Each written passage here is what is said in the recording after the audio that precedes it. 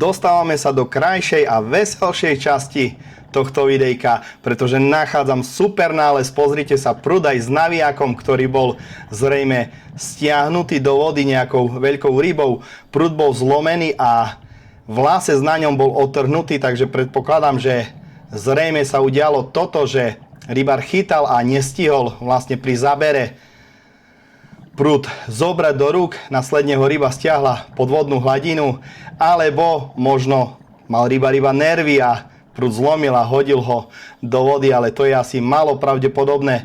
Pri tých rybách, ktoré som tam videl a ktoré vám ešte vo videu ukážem, je asi pravdepodobnejšia tá prvá časť, prvá alternatíva tohto príbehu.